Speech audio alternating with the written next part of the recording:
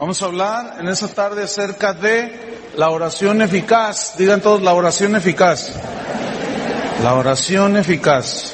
Santiago 5, versículo 14, dice: si está alguno enfermo entre vosotros, llame a los ancianos de la iglesia y oren por él, ungiéndole con aceite en el nombre del Señor. Y la oración de fe salvará al enfermo, y el Señor lo levantará. Y si hubiere cometido pecados, le serán perdonados.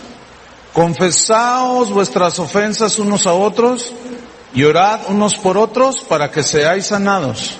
La oración eficaz del justo puede mucho. Elías era un hombre sujeto a pasiones semejantes a las nuestras, y oró fervientemente para que no lloviese, y no llovió sobre la tierra por 3 años y 6 meses. Y otra vez oró, y el cielo dio lluvia, y la tierra produjo su fruto. Hermanos, si alguno de entre vosotros se ha extraviado de la verdad, y alguno le hace volver, sepa que el que haga volver al pecador del error de su camino, salvará de muerte un alma, y cubrirá multitud de pecados. Según el versículo 14, empieza con una pregunta el apóstol Santiago y dice: ¿está alguno enfermo entre vosotros? Entonces surge una pregunta: ¿los cristianos se enferman? A veces, sí. Pero entonces, ¿de dónde sacan los metafísicos cristianos de que los cristianos no se enferman? No sé de dónde. Bueno, ¿está alguno enfermo entre vosotros? Aquí la palabra enfermo significa estar débil del cuerpo. Por consecuencia, enfermo, alguna enfermedad del cuerpo. Llame, dice, a los ancianos de la iglesia, es decir, a los pastores de la iglesia, y oren. Por eso es importante para que cada cristiano entienda que debemos de formar parte de una congregación local, ser miembros de una congregación local. Porque si usted anda brincando de iglesia en iglesia, a la hora que se enferme, ¿a quién le va a hablar? ¿A 25 pastores? No van a ir, porque van a decir: no, pues él nada más viene allá cuando se le antoja. Entonces, no, tiene que haber orden, usted tiene que estar plantado en un lugar para que entonces haya una correspondencia. Pastor, ore por mí. ¿Y tú quién eres? No te conozco. Entonces, llame a los ancianos de la iglesia y oren. El verbo orar. Cada vez que encontremos en este pasaje, vamos a encontrar varias veces: Elías oró, oración de fe. Pero cada palabra que aparece allí por oración son distintas palabras en el original, y vamos a estudiarlas. Digan todos: orar. Fíjense, dice: llame a los ancianos y oren. Aquí viene del griego proseuchomai, que significa literalmente así: orar a Dios. Orar es hablar con Dios, pero también significa suplicar, significa pedir, pero también significa adoración. En otras palabras, los ancianos en adoración comienzan a orar, a suplicar y a pedir mediante la adoración, como hace un rato que estábamos adorando, pero también pedíamos, fíjense. Este es el tipo de oración que habla aquí en este pasaje. Enseguida dice: oren por él, ungiéndole con aceite en el nombre del Señor. El aceite es símbolo del Espíritu Santo. Cristo sopló el Espíritu Santo y ellos tuvieron vida. Cuando Dios el Padre hizo al hombre del barro, dice que sopló y fue alma viviente. Es decir, el Espíritu Santo, cuando se unge a una persona con aceite, estamos simbolizando que el Espíritu Santo le está impartiendo vida al enfermo, en este caso, vida física, aún espiritual. ¿Sí? Entonces, ungiéndole con aceite en el nombre del Señor. Y dice versículo 15, estamos ahí: y la oración de fe. Digan todos: oración de fe.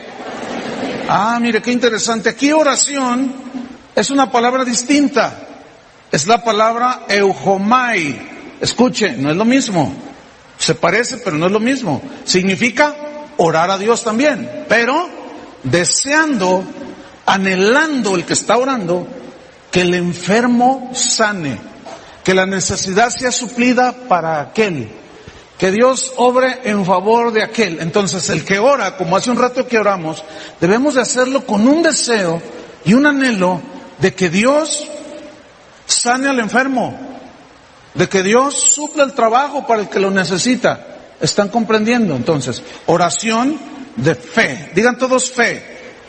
Aquí, fe, la palabra que se usa para traducirlo por fe, es la palabra griega pistis, que significa, escuchen bien, convicción en la verdad de Dios, confianza en Cristo. Entonces, vamos a retomar. ¿Está algún enfermo? ¿Se enferman los cristianos? Sí. Bueno, ¿por qué causa se enferma un cristiano? Puede haber 3 razones por las que un cristiano se enferma. Uno, por cuestiones meramente naturales, porque el cuerpo se va deteriorando, ¿sí? Otra es cuando, como en el caso de San Pablo, el Señor permite una situación de enfermedad o alguna situación en tu vida para tratar con tu carácter y tu rebeldía, ¿sí? Porque Pablo estaba propenso al orgullo. Entonces Dios dijo, le voy a enviar un mensajero. Permitió Dios. Pablo rogó y no recibió la sanidad. 3 veces rogó, Dios le dijo, bástate mi gracia, y él entendió, pero él no murió de esa enfermedad que tenía en los ojos. En algún momento de su vida sanó, pero allí no le fue contestada la oración, fíjense. Y la otra razón por la que los cristianos se enferman es por causa de pecado. Y vamos a estudiar esto. Ungiéndolo con aceite y la oración de fe, el desear, el anhelar que el enfermo sane, la oración de fe con convicción en la verdad, con confianza en Dios, la oración de fe salvará al enfermo. Pero aquí salvará no significa de la condenación del infierno, no. Porque la palabra que aparece en el griego es la palabra soso, con S, las dos, no, S y Z, soso, que significa aquí salvar, soso, librar, sanar, misericordia. En otras palabras, alguno se enferma de nosotros, se ora por él, en súplica, en adoración, pidiéndole a Dios, se le unge con aceite en el nombre del Señor.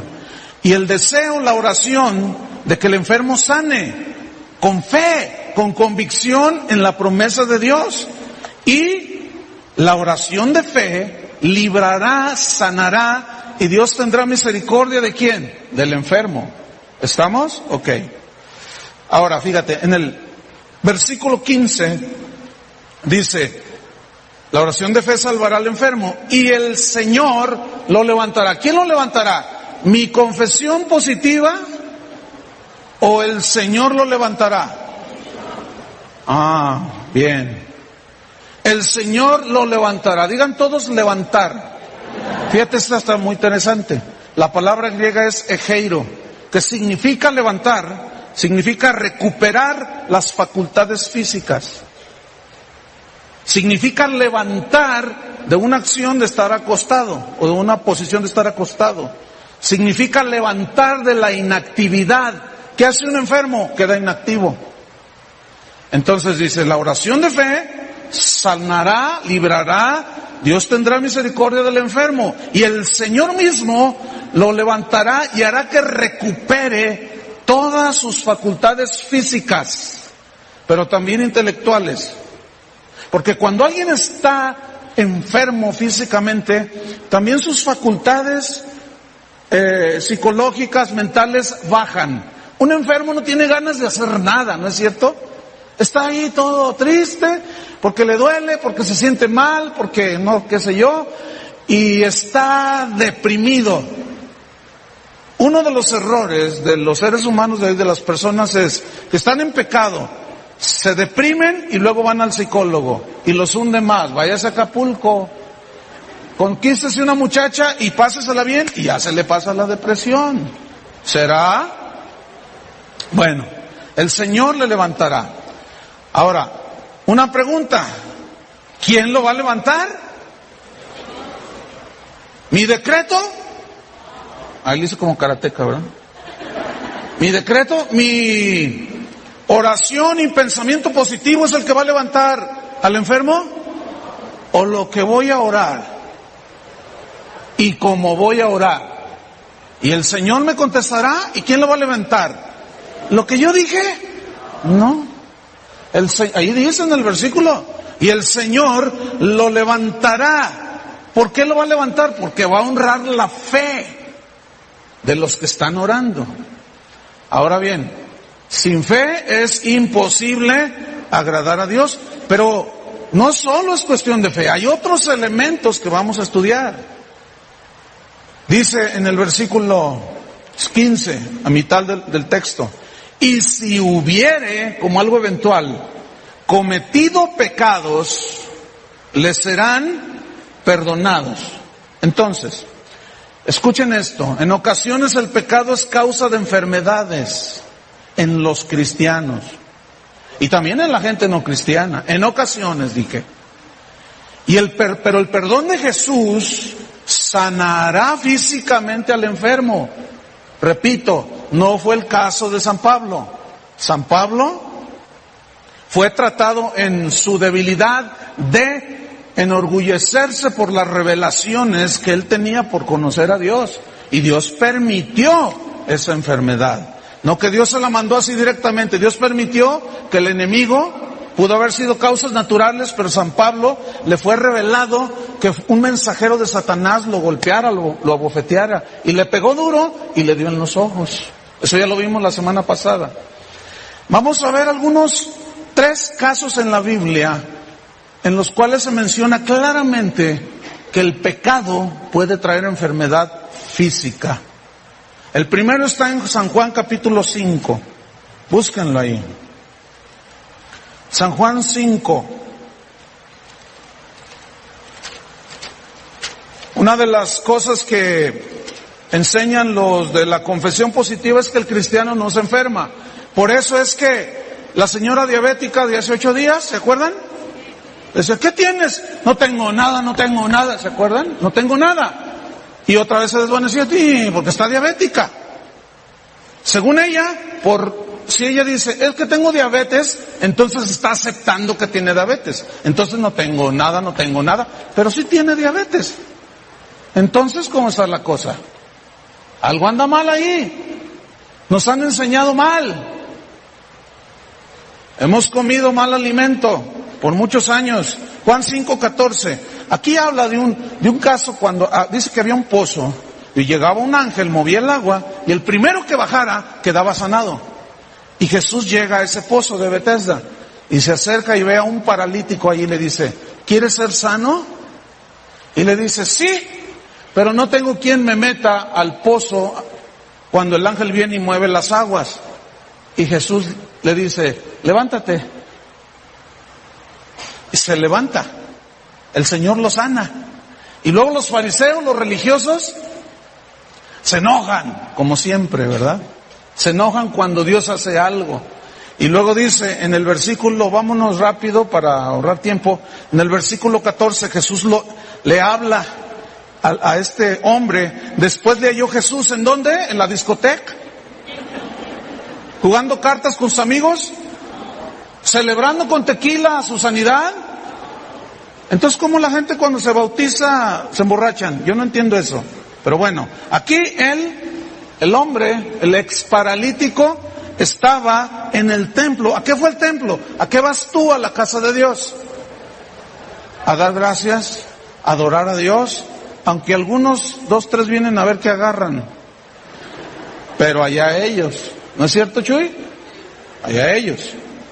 Ahora dice que Jesús lo oyó en el templo y le dijo, escuchen bien, ¿qué le dijo?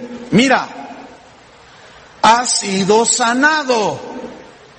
Vean ahí, no peques más para que no te venga alguna cosa peor. ¿Lo entienden? Claramente, mira, ya te sané, pero ya no peques, ya no trates a tu esposa así, ya. tranquilo, y mucho menos le pegues, no la ofendas, porque si no, te va a venir una cosa peor. Y el ex paralítico lo miraba, está bien, Señor, está bien. Él entendió que por causa de su pecado, él estaba paralítico. Vamos a ver otro caso, Mateo 9. En el versículo 1, ahí es otro caso. Está Jesús predicando, había mucha gente, 4 hombres traen un paralítico y abren el techo y lo bajan con unas cuerdas. Eso dice en el Evangelio de Lucas y Marcos. En Mateo no da ese detalle, pero es el mismo pasaje. Y lo bajan. Dice la Biblia que al ver Jesús la fe de ellos, le dijo al paralítico, en el versículo 2, al ver Jesús la fe de ellos, le dijo, ten ánimo, hijo, tus pecados te son perdonados. Escuchen, ¿cómo estaba el paralítico? ¿Paralítico? ¿Ya ves? Está durmiendo. No se duerma. ¿Cómo estaba el paralítico? Paralítico. ¿Por qué no le dijo Jesús, sé sano? ¿Por qué le dijo, tus pecados te son perdonados? Toma tu cama y vete. Y lo oyeron los fariseos y dijeron, está blasfemando este. ¿Qué se cree? Si solo Dios es el único que puede perdonar los pecados. Solo Dios. Pero hay hombres que se atribuyen que tienen poder para perdonar pecados. Pero en fin, cada quien su propia religión. Pero según la Biblia, solo Cristo puede perdonar los pecados. Entonces él le dijo, ¿qué es más fácil decirle? Toma tu lecho y anda, vete, o tus pecados te son perdonados.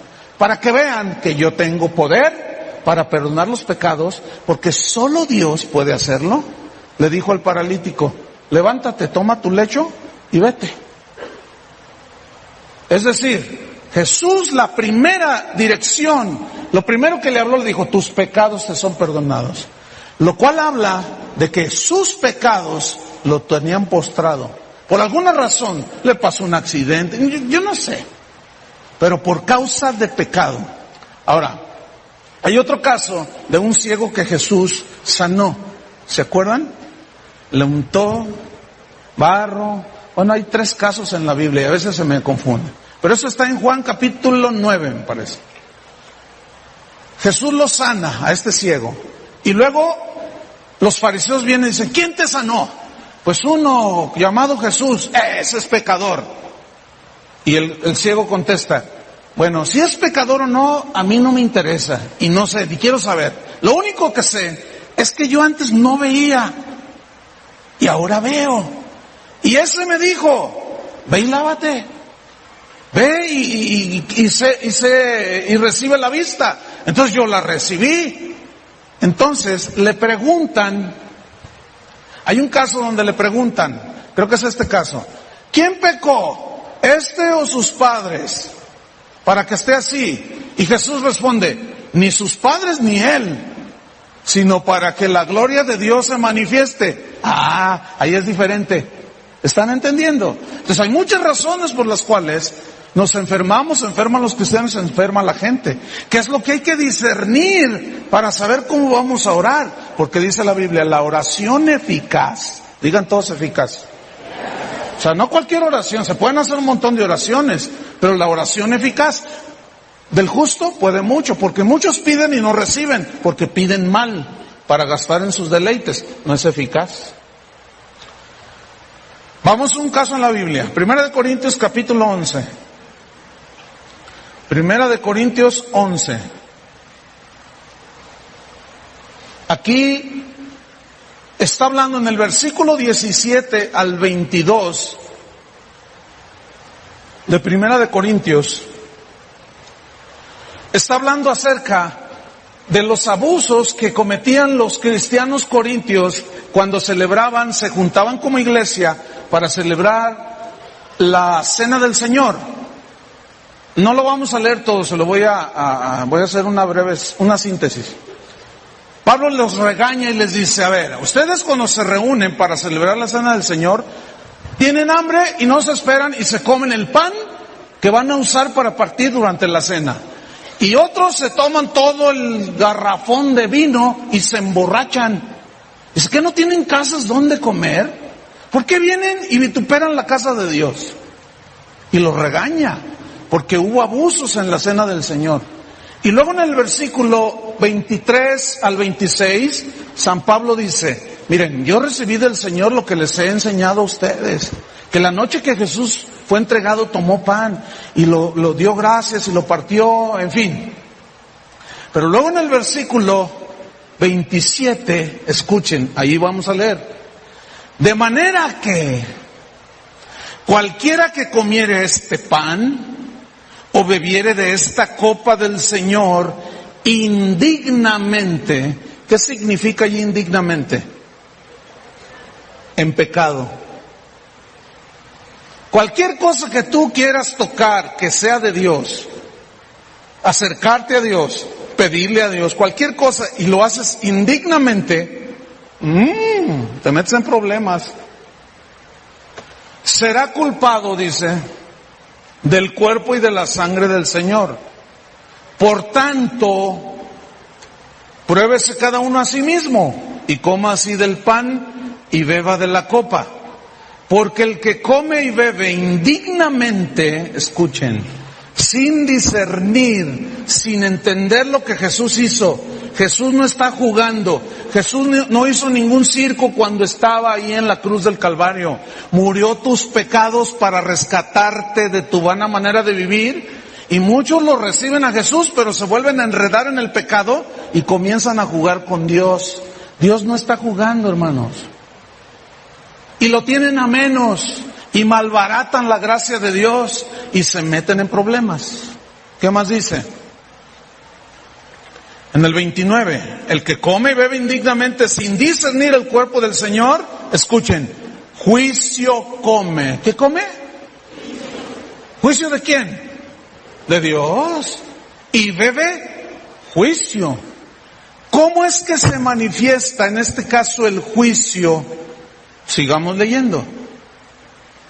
Por lo cual, es decir, por tomar a la ligera las cosas de Dios.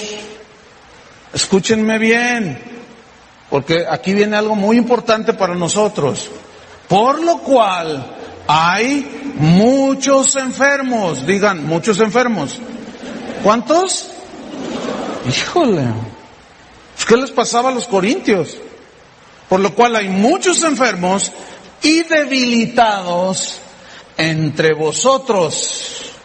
Eso no les gusta a los de la palabra positiva, ni la palabra de fe, porque dicen, no, les lees esto, dicen, no, es que hoy hay más revelación que la que tenía San Pablo. Ay, vamos a postrárnosles a ellos tienen más revelación que San Pablo. Esa es una blasfemia, hermanos. Ya no hay más revelación que lo que está escrito. ¿Están de acuerdo con eso? Así es que mucho ojo, ¿Qué más dice? Hay muchos enfermos, debilitados entre vosotros y muchos duermen. Vamos a estudiar esas tres palabras. La palabra enfermos se refiere a los enfermos entre los cristianos corintios, pero enfermos físicamente. ¿Alguna enfermedad en el cuerpo? Cualquiera. Ok. Debilitados, la palabra griega que aparece allí significa sin fuerza física. Y por lo tanto, sin fuerza mental, sin fuerza moral para enfrentar cualquier situación. Cuando una persona está enferma, que está postrada, vamos a suponer que es el padre de familia, es un ejemplo nada más. Y llegan, oye, le dice su esposa, fíjate que los maestros en la escuela, pues, nos mandaron llamar ay, ¿qué es lo que dice el enfermo? Ay, pues ve tú, porque él no tiene ánimos de nada, está debilitado. Escuchen, hay cristianos que no están enfermos del cuerpo, pero están debilitados. ¿Por qué están debilitados? Es la típica depresión. ¿Qué tienes? Estoy deprimido. Un deprimido no tiene ganas de nada. Va al médico y dice, no, usted está totalmente sano, y te mandan al psicólogo para que te trate porque traes una enfermedad, según ellos, del alma. Pero el cristiano que se deprime, escúchenme bien, puede ser por dos razones. ¿Se alejó de Dios o hay pecado en su vida? ¿Cuántos deprimidos hay aquí? Puede ser que Dios te esté dando la respuesta que tú esperabas. Porque muchos dicen, pastor, ore por mí, es que estoy deprimido. No sé lo que tengo. No tengo ganas de vivir y me quiero suicidar. Alguien puede decir, no, pero es que yo estoy deprimido porque mi esposo me abandonó. Es por causa de pecado, ¿no? Y como son dos, ya no son uno, lo que hace el otro afecta a los demás, ¿no es cierto? Vean el ejemplo de Jonás. Entonces es pecado. ¿Qué tiene que haber? Una reconciliación, una sanidad, un arrepentimiento del pecado para que se te quite la depre, no el psicólogo. Y luego todavía vas y le pagas. Y luego te esclavizan, 200 pesos por sesión durante un año. Qué suave. Vengan con Dios y se los da gratis. No vayan con los de Pare de Sufrir porque así les bajan una lana, Eso y cobran, abusados. Tampoco llamen ahí de que yo te decreto el milagro y que yo decreto tu liberación y se te va pero mándame $20. No, tampoco con esos. No sean mercancía de negociantes, ¿ok? Ve con Dios y Dios perdonará tus pecados y te dirá, levántate. Y todas tus facultades físicas y mentales y espirituales volverán a ti. Ok, enfermos, debilitados. Y dice, y muchos duermen. Yo cuando leí este versículo dije, esto es bíblico entonces, Señor, que los hermanos se me duerman en la predicación.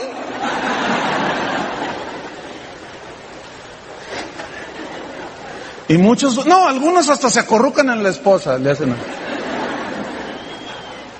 Pero, yo dije, Señor, bueno, ya tienen apoyo bíblico. Mira, hermano, y muchos duermen. Nada más que aquí, en este versículo, la palabra duermen es el griego koimao, que significa morirse.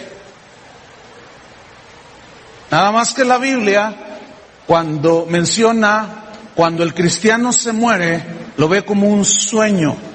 Por eso dice, como un estar dormido, por eso dice dormirse. Ahora, escuchen bien, y algunos se han muerto. ¿Por qué? Porque jugaron con Dios, tuvieron en poco la gracia del Señor. Que al cabo el Señor me perdona, Dios es amor, ¿no?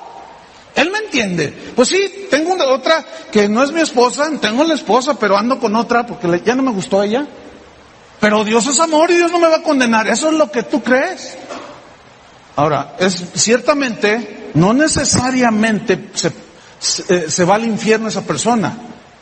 Escuchen, porque dice que algunos cristianos que andaban en pecado se dormían, o sea, se adelantaban, se morían. Escuchen bien. En la historia de esta congregación ya son 23 años, se han muerto muchos hermanos, decenas. ¿Cómo cuántos tienes registrados, Adrián? No, yo creo que centenas, no sé, en 23 años, son muchos años. Pero déjenme contarles un caso verídico que sucedió en una iglesia. Resulta que un hermano se murió. Y yo hablé con el pastor, porque yo sabía que el que se había muerto era bien tranza, era bien malandrín. Entonces yo le dije, oye, pues se te murió, ¿verdad? La ovejita esa. Y dice, sí, no sé si darle gracias a Dios o no, dijo el pastor. Le dije, oye, obviamente pues vas a ir al velorio. Fue en esos días, lo tenían ahí en una funeraria, ahí en la ciudad donde se murió. ¿Vas a ir? Y me dice, por supuesto. Le dije, ¿y qué vas a decir, Vas a decir, hoy está en la santa presencia del Señor. Y tú sabes que era bien tranza, ¿Qué vas a decir? Dice, bueno, me voy a olvidar de él y le voy a hablar a los que están vivos. Le dije, eso es sabiduría. Porque no vas a decir una mentira, porque toda la gente y los hermanos en la iglesia sabían que era bien tranza el viejo ese que se murió. El hermano, pues, para que no se oiga tan feo. Sabían que era bien tranza. Entonces, el pastor le habló a los que estaban ahí y no mencionó nada. Nada más dijo, prepárense para su muerte, porque a todos nos llegará. Bueno, escuchen bien. Pasado como un mes, un hijo de este señor que se murió, en esa iglesia que estoy mencionando, me dijo a mí personalmente, porque yo también lo conocía, me dijo, ¿sabes, pastor? Dice, ¿tú supiste que se murió mi papá? Le digo, sí, se murió. Sí, supe, por supuesto. Dice, te voy a contar algo, me dice. Un mes antes de morir, Dios me dio un sueño, que mi papá se moría y que íbamos al velorio. Y en el sueño yo le dije al Señor, Señor, ¿se puede evitar que él se muera? Todavía estaba fuerte el Señor. Y el Señor me contestó, sí se puede evitar. ¿Qué tengo que hacer? Dice, ora por él, pero él tiene que corregir su camino. Porque si no lo corrige y sigue diciendo, yo soy cristiano, y sigue tomando la cena, y sigue levantando sus manos, y sigue diciendo aleluya, quién sabe cuánto, y que yo, y que la Biblia, y que el Señor, que yo, que no sé qué, y sigue jugando con mi santidad, dice, yo me lo voy a llevar. Dice, mira, pastor, se murió mi papá. Y yo sabía que se murió antes de tiempo. ¿Por qué? Por pecado, hermanos. Yo estoy convencido que hay mucha gente, cristianos en las iglesias. No todos, Hay que tener mucho cuidado en manejar esto. Porque Esteban era un hombre joven, el de la Biblia, y se murió muy joven y lo apedrearon, pero ese era otro asunto, fue por causa de testificar de Cristo, pero no era por causa de pecado. Entonces, fíjense, yo mismo en lo personal he hablado con gente que está a punto de la muerte, se arrepienten, pero ya es demasiado tarde. Ya el Señor mejor los recoge, pero su vida fue un desastre, hermanos, aún como cristianos, Y el Señor prefiere decir, háganse un lado, vente para acá, porque ya de plano tú no sirves para, nomás das mal testimonio de mí. Porque les está hablando a quienes, a los cristianos corintios. Ustedes indignamente están tomando mis caminos. Por eso muchos se han enfermado, dijo Pablo. Otros están débiles, estos apáticos ahí, no tengo ganas. Y otros ya se murieron antes de tiempo. ¿Están entendiendo? Entonces, es en serio esto que estamos hablando, hermanos. ¿Qué más dice? Versículo 31 de Primera de Corintios. Hoy me fui. Primera de Corintios 11, versículo 31. Dice, si pues nos examinásemos a nosotros mismos, es decir, si hacemos un examen de conciencia, ¿se acuerdan cuando íbamos a la doctrina cuando estábamos chiquillos? Hagan un examen de conciencia, es decir, háganse un examen donde han pecado. Entonces, examinémonos a nosotros mismos. Si pues nos examinásemos a nosotros mismos, no seríamos juzgados. Versículo 32. Mas siendo juzgados, ¿por quién? En este caso por Dios mismo, aquí en la tierra. Mas siendo juzgados, somos castigados por el Señor. ¿Qué somos? ¿De dónde sacan los metafísicos cristianos de que Dios no castiga? ¿De dónde lo sacaron? Porque al aceptar que Dios castiga el pecado, aún hoy, no se refiere al juicio del trono blanco, que es ya juicio de condenación, sino la paga del pecado sigue siendo consecuencia, siempre, aunque seamos cristianos. ¿Me estoy explicando? Entonces, fíjate, si somos castigados por el Señor, es que Dios es amor, Dios no castiga. ¿Dónde dice? Sí dice que Dios es amor, pero también dice que así como un padre disciplina a sus hijos y los castiga, así cuánto más Dios. Pero resulta que la palabra aquí castigar viene del griego paideuo, que significa, escuchen, eso está muy interesante, significa entrenar, significa educar, aprender. ¿Para qué tú disciplinas y castigas a tus hijos? No le dices, para que aprenda, ¿no es cierto? Para que se eduque. Y tú le dices, no se toma la cuchara así. Entonces tú lo disciplinas y luego te hace un berrinche, ¡ay! Te avienta la cuchara. Entonces tú lo agarras, sacas la varita y órale, hijo, para que se eduque. Dices, ¿no es cierto? Para que aprenda. Pero es disciplina, es un castigo. Castigar para que aprendas y te grabes bien en la cabeza que con Dios no se puede jugar. Si pecamos, somos castigados. ¿Por quién? Escuchen bien. Dios delegó a los pastores de la iglesia disciplina, ¿cierto? Pero cuando ya aquel que pecó, que ofendió, no se reconcilia ni con Dios ni con la gente, que se le saca de la comunión de la iglesia, finalmente, ¿quién es el que toma ya el castigo directo y la disciplina directa hacia esa persona? ¿Quién? Dios. Somos castigados por Dios, según el versículo 32. Ahí está. Si somos castigados por el Señor, para que no seamos condenados con el mundo. Es decir, para no recibir la misma condenación que el mundo va a recibir. Pero esa condenación del mundo es para perdición eterna. Pero nosotros, para lo que nos es provechoso, para que participemos de su santidad, para que caminemos bien con Dios. Ahora vamos a Santiago de nuevo. Santiago capítulo 5, versículo 16. Dice, confesaos vuestras ofensas unos a otros y orad unos por otros para que seáis sanados. La oración eficaz del justo puede mucho. Mire qué versículo, vamos a desglosarlo todo.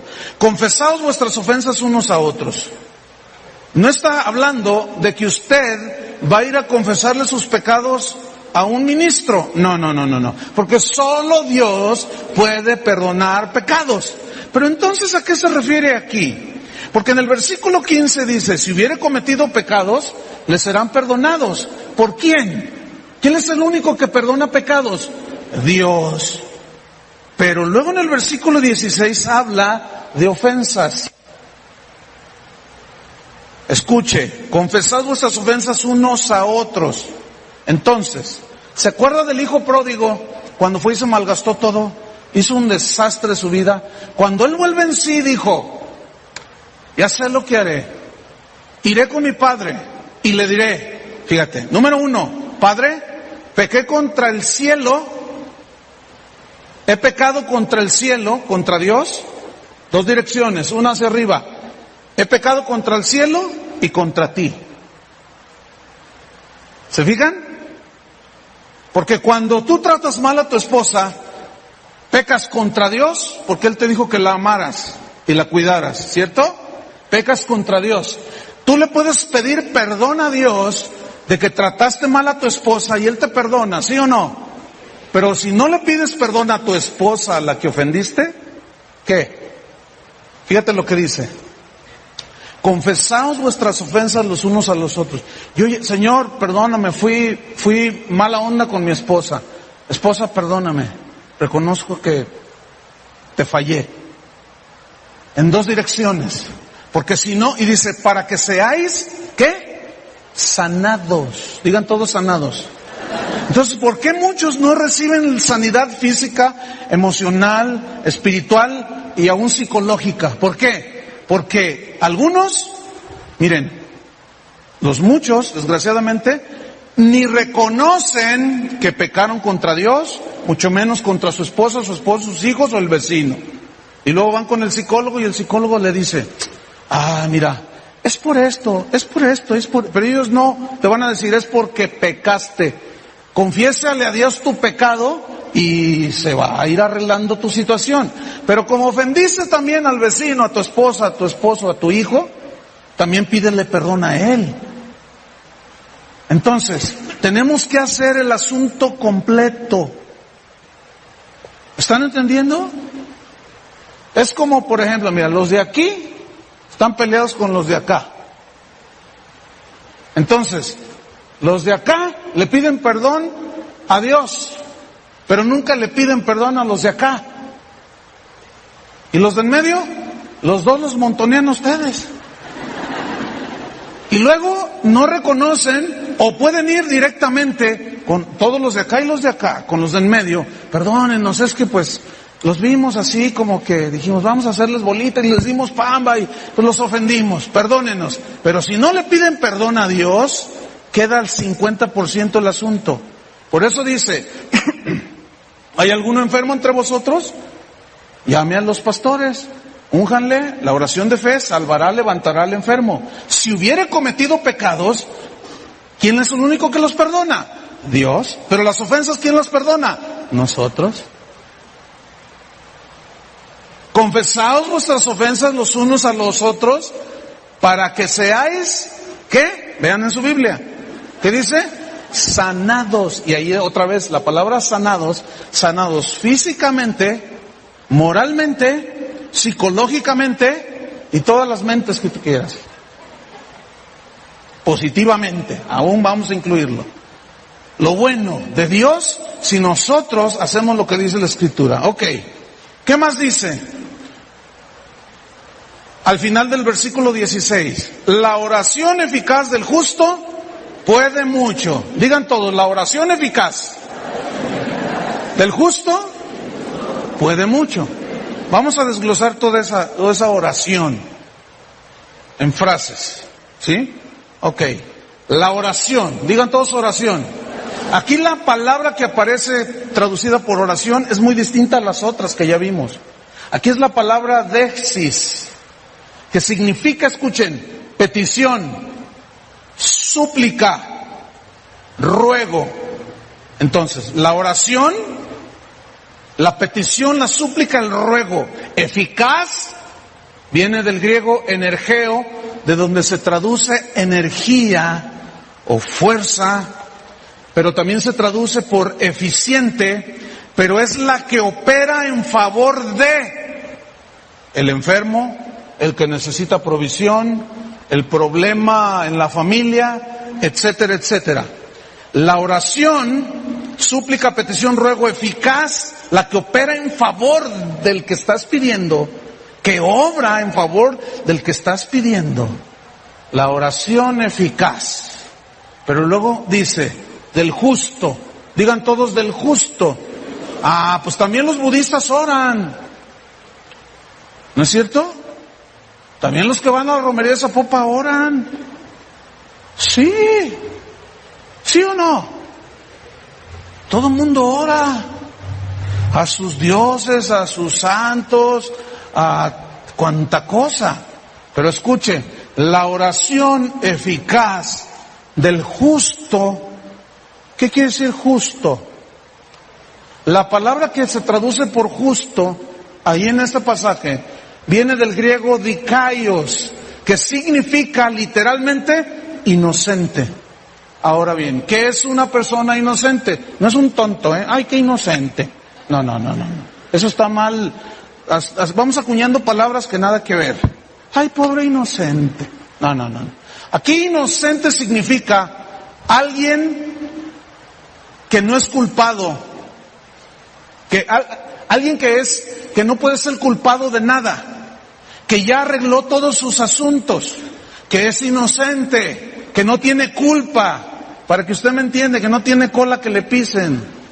Así dice el Proverbio 30,000. ¿Verdad, Chuy? Ese es entonces, fíjense, la oración, la petición, el ruego, eficaz, del que obra a favor del que tú pides. Pero el que hace la oración es muy importante, el que hace la oración eficaz del justo, del que tiene sus manos limpias, ¿entiende? Del que no roba, del que arregla sus cuentas con el Señor, no del tranza. Yo quiero que pongan atención a lo que voy a decir. Ahí está el peligro más grave de la confesión positiva. Porque ellos te dicen, tú créelo, confiésalo y lo recibes, establécelo, decrételo y recíbelo. Pero nunca te dicen, ¿Cuáles son los requisitos? Porque el decretar, el hablar, el establecer, el confesar, no tiene que ver nada con Dios, aunque ellos dicen que sí, porque dicen que supuestamente dice Dios en su palabra, pero ya vimos que no hay una evidencia bíblica en todo el libro de los Hechos, ni en los evangelios, de que los discípulos hicieran y practicaran lo que muchos metafísicos de hoy hacen y practican. ¿Estamos? Ok. Entonces, fíjense. La oración del justo, del que es libre de culpa. Bienaventurado aquel a quien Jehová no inculpa de pecado. Ese es el justo. El que ha lavado sus pecados en la sangre del Cordero. El que cada día, escúchenme bien, cada día va delante de Dios y se examina a sí mismo, se prueba a sí mismo y reconoce sus pecados. Y los pone bajo la sangre, los pone a los pies de la cruz, bajo la sangre de Cristo Jesús, todos los días. ¿Cuántas veces te lavas las manos? Todos los días. Y la Biblia dice, lavaos vuestros cuerpos, vuestras manos con agua limpia. ¿A qué se refiere? Que nos lavemos con la palabra de Dios y nos limpiemos los pecados con la sangre de Cristo. Y esto es un acto de fe. Entonces, escuchen, la oración eficaz del adulto, la oración eficaz del la oración eficaz del mentiroso, ¿así dice su Biblia? La oración eficaz del maldiciente, ¿qué dice en tu Biblia, Charlie? Ya me confundí. ¿Cómo dice? La oración eficaz del que se clava los diezmos. La oración eficaz del justo, del que le dice al Señor, Señor, mis manos están sucias, límpialas. Mi corazón está sucio, límpialo. Se pone a cuentas con Dios. La oración eficaz del justo, ¿qué? Digan todos, puede mucho. Ahora, este verbo poder, de hacer, viene del griego dunamis, de donde viene la palabra dinamita. Y habla de algo poderoso, de una fuerza poderosa. Pero en este caso significa fuerza y poder milagroso.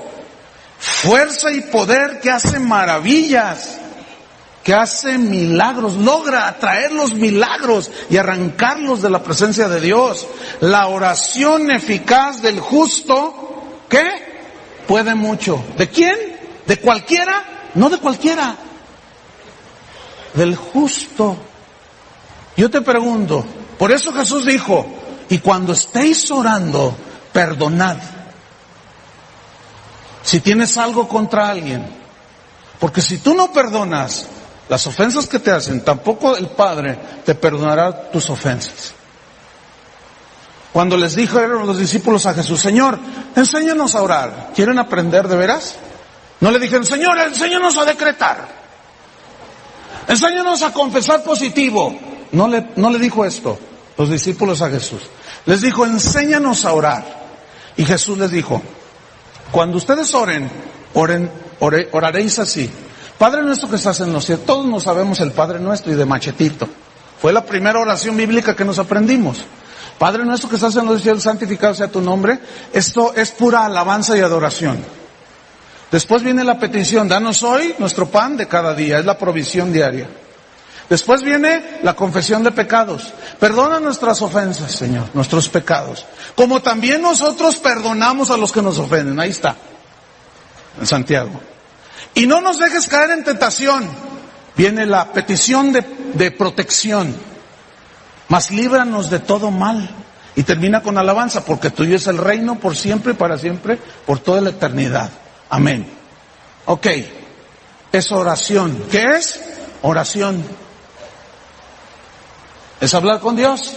Pero la oración eficaz del justo, no de cualquiera, sino del justo. ¿Qué? ¿Qué sucede con la oración eficaz del justo? Puede mucho, hermano. Vamos a Santiago. Porque luego él pone el ejemplo de un hombre llamado Elías. ¿Se acuerdan? Dice, Elías, después de hablar de la oración eficaz, Elías era hombre sujeto a pasiones semejantes a las nuestras y oró fervientemente para que no lloviese, y no llovió sobre la tierra por 3 años y 6 meses. Y otra vez oró, y el cielo dio lluvia y la tierra produjo su fruto. Ok. Esta frase de que Elías era un hombre sujeto a pasiones semejantes a las nuestras. Digan todos pasiones. ¿Qué significa esta palabra en la Biblia? Viene del griego homoios, que significa parecido a nosotros. Significa que somos afectados igual que Elías era afectado. Habla de los deseos carnales, de los placeres de los ojos.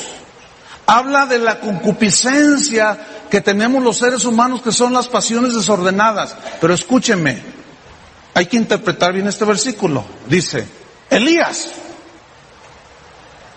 porque está hablando de la oración eficaz.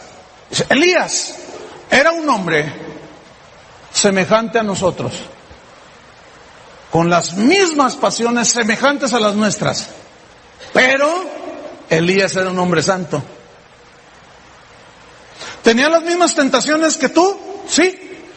Pero él reprendía las tentaciones y él sabía guardar su vida. Y cuando pecaba, inmediatamente iba y se lavaba las manos. Simbólicamente. ¿Sí? Iba y arreglaba sus cuentas con Dios. Entonces, aquí nos está hablando de que era un ser humano como tú y como yo. Nada más que él era un hombre, lo vamos a ver más adelante, era un hombre justo, limpio de manos y puro de corazón. ¿Sí? Entonces dice que Elías era un hombre semejante, sujeto a pasiones semejantes a las nuestras. Bueno, este hombre semejante a nosotros dice que oró. Y aquí la palabra orar es la misma del primer versículo que leímos. Una petición, un ruego en adoración, pero también anhelando que Dios obrara. Pero ¿cómo oró Elías? Fervientemente. ¿Qué es esta palabra? Orar fervientemente. Viene del griego que significa intensamente, constantemente. Significa orar entrañablemente, profundamente. Y cuando hablas de entrañablemente, hablas de las entrañas, que de lo profundo de tu ser sale ese deseo de que Dios obre a favor del enfermo, del que tiene un problema o una situación. La oración eficaz del justo. Oró fervientemente así. Pero escúchenme bien, aquí viene una advertencia. Ojo, hablen todos así. Ojo, mucho ojo, ahí va. Oró fervientemente porque se le antojó que no lloviera. Porque dijo, ¿qué haré? ¿Pediré unos palitos de golf o qué haré? No, ya sé, voy a orar para que no lluevan durante 3 años y medio. Y después, cuando se me ocurra, voy a volver a orar para que vuelva a llover. ¿Así fue? Escúchenme, no. Esa oración que hizo para que no lloviera, no se la sacó de la manga. ¿Entienden? Como un mago. No se le ocurrió nada más porque sí. No fue algo que dijo, voy a hacerlo porque tengo ganas de que no llueva. No, escuchen. No, él hizo esa oración porque Dios le dijo. Vamos rápido, Primera de Reyes, capítulo 16. Primera de Reyes 16. Vamos rápido ahí a la Biblia. Primera de Reyes 16. En el versículo número 29 al 33. Lo voy a resumir. Usted lo puede leer después. Comenzó a reinar Acab en Israel 38 años.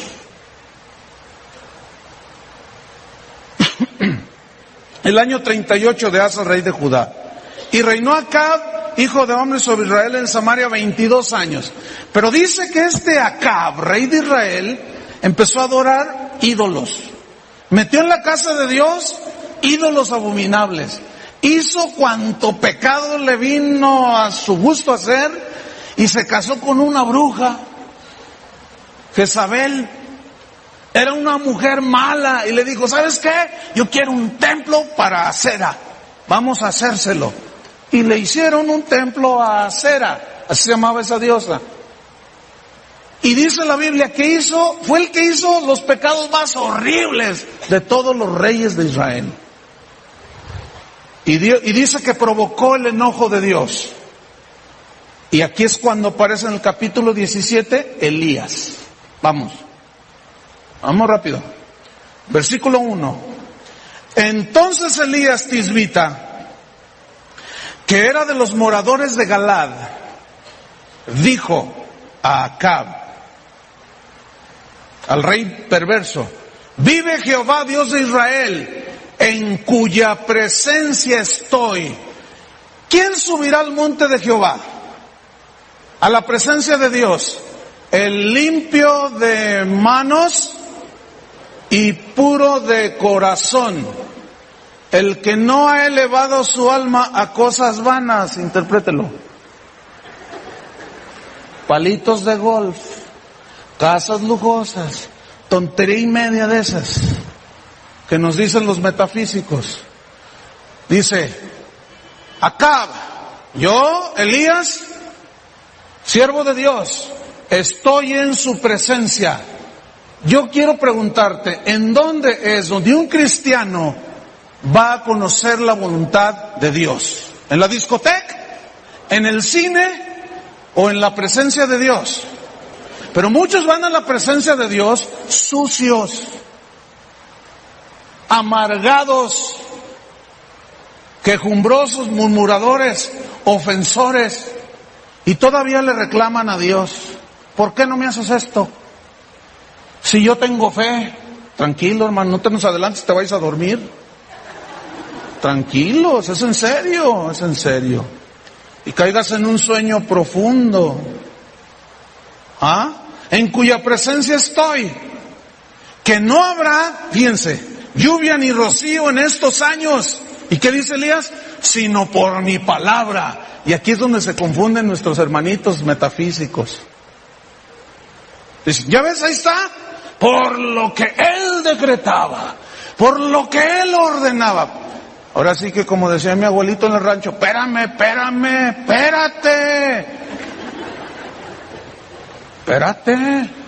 ¿Qué te parece si vamos al texto original? Así dice mi abuelo. Para poder entender a qué se refiere, mi hijo. ¿Les gustaría ir allí, Chuy? ¿Edad? Bueno, resulta que cuando Elías dice, sino por mi palabra, o sea, palabra es lo que dices, ¿no? Palabra aquí, en el hebreo original aparece la palabra davar. Digan todos davar, aunque no sepan hebreo. Davar. ¿Saben qué significa en este contexto aquí? Entre otros significados, davar significa petición. Anótale, y es una anotación ahí en tu Biblia para que no se te olvide. Entonces, Elías va con Acab y le dice, rey, fíjate que Dios quiere traer juicio contra ti, ¿cómo la ves? Y yo estoy en la presencia de Dios, y por mi palabra no va a llover por 3 años y medio. ¿Cómo la ves, rey? Por mi palabra, por mi petición. ¿Qué es una petición? No es una proclamación positiva, hermanos. No. ¿Qué es petición? Oración, hermano. ¿Qué dijo Santiago? La oración eficaz del justo puede mucho. Elías oró. ¿Ven? No estableció, no declaró, no habló palabra de fe. No, Elías, no se duerman, háganle así. Elías oró. Por mi petición, no caerá la lluvia. Ahora, Elías se lo sacó de la manga, se le antojó, nada más así porque sí. Vamos a ver, versículo 7. Pasados algunos días se secó el arroyo porque no había llovido sobre la tierra. 3 años y medio. Por la petición de Elías. Ahora, ¿cuál era el propósito de que Dios le dijera a Elías, ora para que no llueva? Juicio a Israel, hermanos. Dios juzgó el pecado de Israel y dijo, voy a tratar con ellos. Me han provocado, se burlan de mí, voy a castigarlos. ¿Qué hizo Dios a los corintios? Han tomado mi gracia muy a la ligera, siguen jugando conmigo, los voy a juzgar, los voy a castigar. Algunos se enfermaron, otros se debilitaron y otros se murieron antes de tiempo. ¿Ven? Capítulo 18. Pasados muchos días vino palabra de Jehová a Elías en el 3er año, diciendo, ve, muéstrate a Acab otra vez. Y miren lo que dice aquí, y yo haré llover sobre la faz de la tierra. ¿Quién es el que hizo llover? ¿Quién es el que hizo que se detuviera la lluvia? Dios. ¿Por la oración de quién? ¿Pero por qué tanto protocolo de Dios? Porque Elías era el representante de Dios, era el que Acab podía ver, porque a Dios no lo podía ver. Y le dijo, fíjate que yo soy el representante de Dios, yo soy el profeta, y Dios va a traer juicio sobre ti. Mi petición, por la oración que yo haga, no va a llover. Y cuando no llueve, no hay cosecha. Cuando no llueve, se secan los campos, se secan los ríos, las lagunas, y hay muerte, hay hambre. Eso fue el juicio de Dios. Ahora, yo quiero que pongan atención al versículo 36. 18:36. Después viene lo de los profetas, que Chuy durante la alabanza estuvo allí ministrando, mientras estaban dirigiendo la alabanza del sacrificio, manda fuego. Pero en el versículo 36, yo quiero que leamos este texto. Cuando llegó la hora de ofrecerse el holocausto, se acercó el profeta Elías y dijo, Jehová Dios de Abraham, de Isaac y de Israel, sea hoy manifiesto que tú eres el Dios en Israel y que yo soy tu siervo, escuchen, y que por mandato tuyo he hecho todas estas cosas. En otras palabras, no es como los metafísicos dicen, tú visualízate en la casa de tus sueños a tu antojo. Visualízate en el Mercedes-Benz, decláralo, háblalo. Tú al visualizarte y lo declaras y lo confiesas, tú te vas a montar en un Mercedes-Benz. Hermanos, no es así. La oración de Elías fue porque Dios le dijo que la hiciera. ¿Entienden? Entonces, pretender que cuando Elías dijo por mi palabra es una confesión positiva, eso es una mentira. Fue por mandato de Dios que él hizo todas esas cosas. ¿Estamos? Ok. Versículo 41 al 46 del capítulo 18. Entonces Elías dijo a Acab, sube, come y bebe, porque una lluvia grande se oye. Acuérdense de lo que dijo Santiago. La oración eficaz del justo puede mucho. Elías oró fervientemente y no llovió por 3 años y medio. Después volvió a orar y cayó la lluvia. ¿Qué está mencionando allí? Que la oración eficaz del justo, vean todo lo que puede, pero esa oración es la que Dios pone en el corazón para que la hagamos. ¿Se acuerdan una vez que Jesús va caminando? Iban a entrar, creo que a Capernaum, una ciudad de esas. Iban a entrar y no los recibieron. Y los discípulos dijeron, ¿por qué no nos reciben? Señor, le dice uno de los discípulos, ¿quieres que mandemos descender fuego como Elías y los consuma? Y Jesús va, ¿qué? Sí, tenían fe los tremendos. Ellos decían, ¿quieres que ordenemos y mandemos que caiga fuego sobre ellos y los consuma? ¿Qué están diciendo? ¿De dónde sacaron eso? Porque eso fue de su arbitrio, de su rencor. Otros lo hacen de su codicia. Casas nuevas, palos de golf, dinero, viajes. ¿Entiende? Y Jesús le dice, ustedes no saben de qué espíritu son, y se sigue caminando. Y se va y los deja ahí. Y se quedan los discípulos. Porque era una petición mal hecha. Pedís y no recibís porque pedís mal. Para vuestras venganzas, para vuestros placeres, y no recibes. Pero la oración del justo, la oración eficaz del justo, ¿qué? Puede mucho. ¿Ven? Terminamos. Dice en el versículo 42, Acab subió a comer y a beber, y Elías subió a la cumbre del Carmelo, y postrándose en tierra, aquí es donde Santiago dice, y volvió a orar. Puso su rostro entre las rodillas, era una posición de oración, pero humillada. Yo quiero que noten, no habló positivamente, no decretó nada, no confesó nada más sin ton ni son, porque yo lo digo, va a ser niña porque yo lo digo, lo creo y lo recibo, y fue niño. ¿Se acuerdan de ese ejemplo? ¿De hace 8 días? No. ¿Qué hizo Elías? Oró, digan todos, oró. Habló con Dios. Y la confesión positiva nos roba, hermanos, la oración. Y quita a Dios del cuadro, y eso es muy peligroso. Versículo 43. Y dijo a su criado, sube ahora y mira hacia el mar. Y él subió y miró y dijo, no hay nada. Y él le volvió a decir, vuelve 7 veces. A la 7ª vez dijo, ve una pequeña nube como la palma de la mano de un hombre que sube del mar. Y él dijo, ve y dile a Acab, unce tu carro y desciende para que la lluvia no te ataje.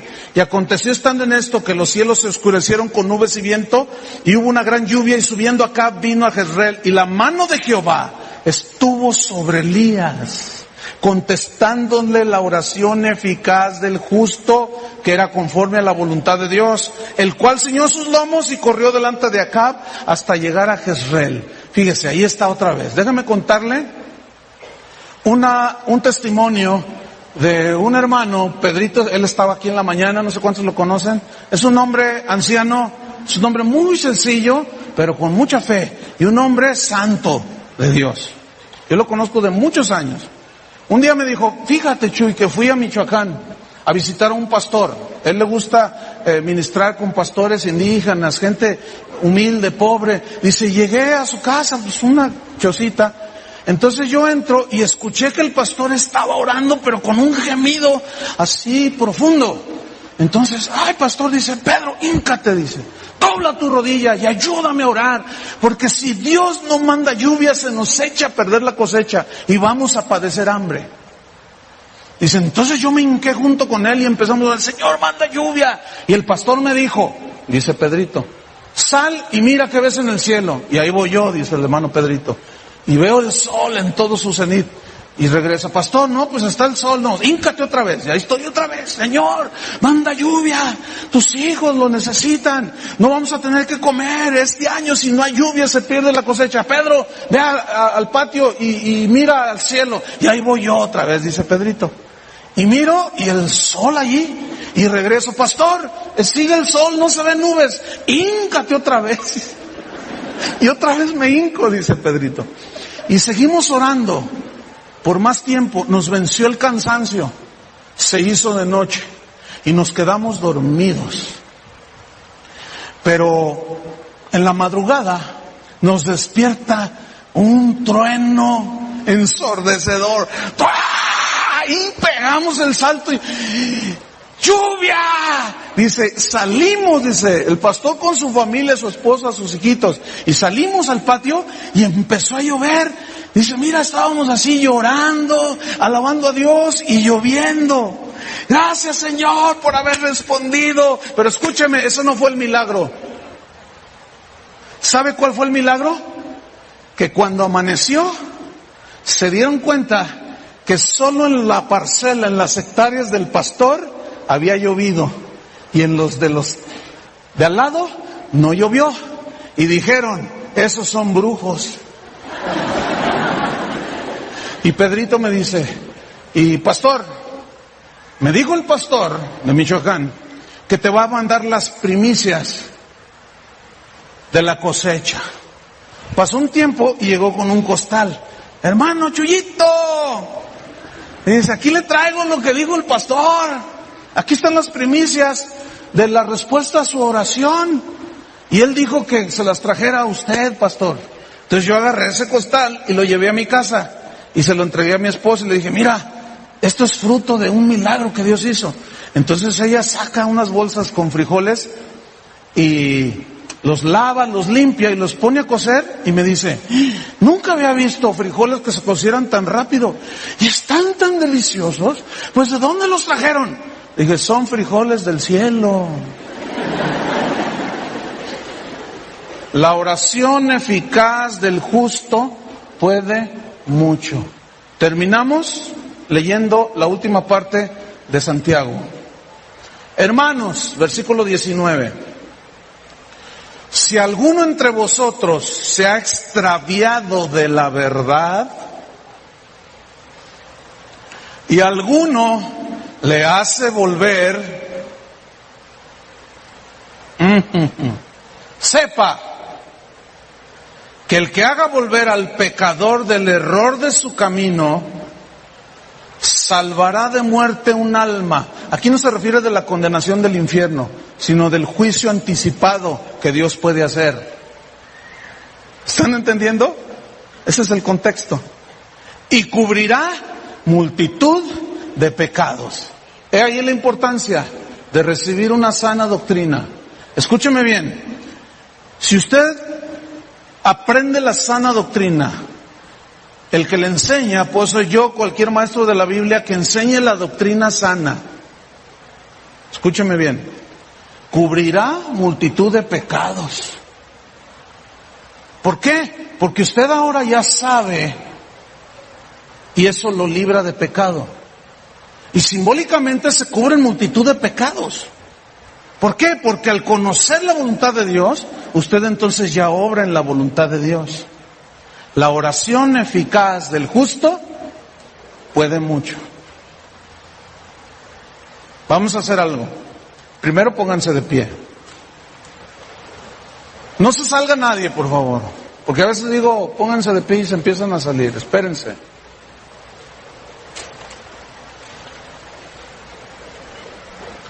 Así como cuando va al cine, nunca se sale a la mitad de la película, ¿verdad? Están saliendo las letritas y espérate. Están ahí, todavía ven. Y a veces yo tengo broncas con eso, fíjense. A veces los veo desesperados, ya querés alargar algunos. Ay, soy yo feo, ¿verdad? Pero ¿qué onda? Yo digo, ¿qué onda? ¿Qué les pasa? Cuando vas al estadio, hasta el final, sí se puede. Y tú no puedes vencer tus pasiones y tus deseos malvados y concupiscentes. Y luego ahora si no te contesta, ¿por qué? Porque andas todo ahí en la cara. Espérense. O como dijo mi abuelo, espérate. Todavía no acabamos. Escuchen bien. ¿Qué hay que hacer? Ponerse bien con Dios, ¿no? La oración eficaz del justo. ¿Cómo está tu vida? Fíjense, algunos de ustedes, híjole, bueno, lo voy a decir, algunos, y voy a cerrar mis ojos para no ver a nadie. Pero algunos de ustedes hacen un desastre de su vida.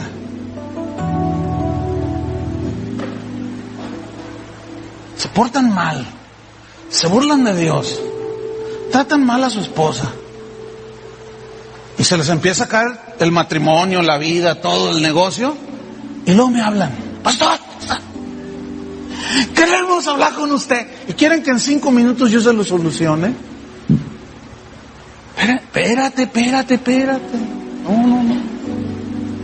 No.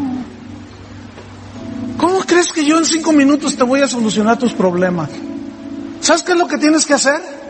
Arrepentirte de tus pecados. Busca a Dios. ¿O no? ¿Quién es el que te va a terapear bien.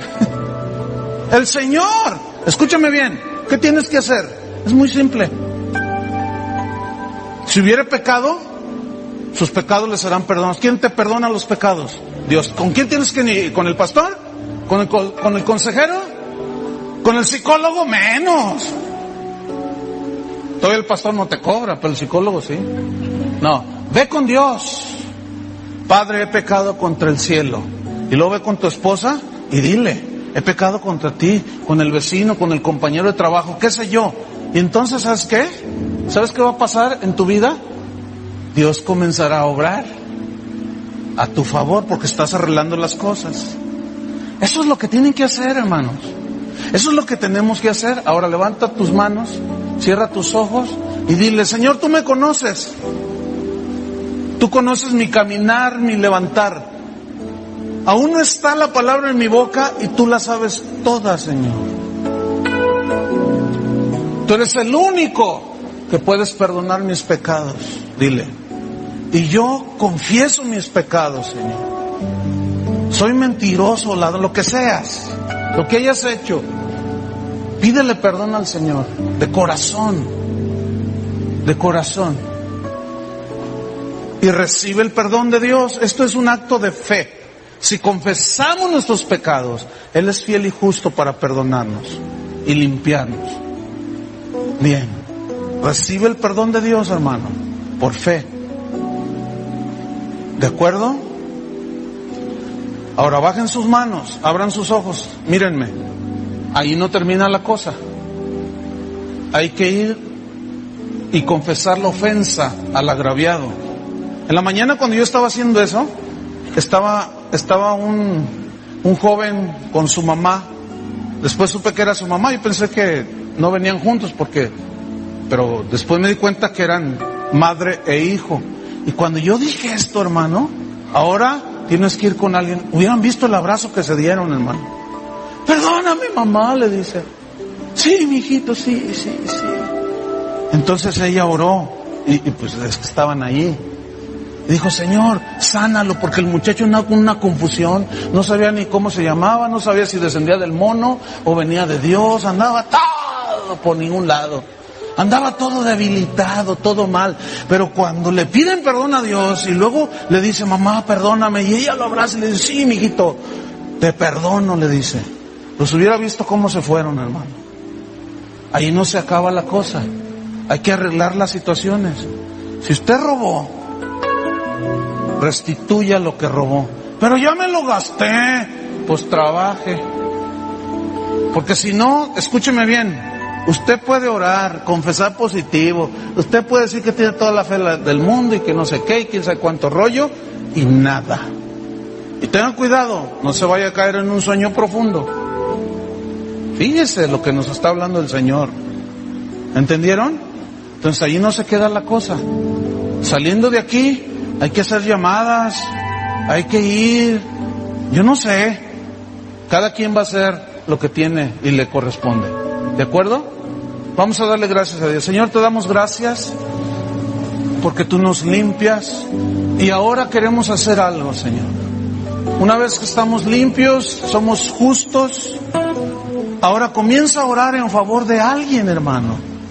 Algún enfermo, alguien que venga a tu mente. Puede ser tu hijo, tu hija, un vecino mismo, una situación que tú tengas en tu hogar, en tu familia. Porque la oración del justo, la oración eficaz del justo, puede mucho, hermano. ¿A dónde nos lleva esto? A caminar en santidad todos los días, a limpiar nuestra vida todos los días.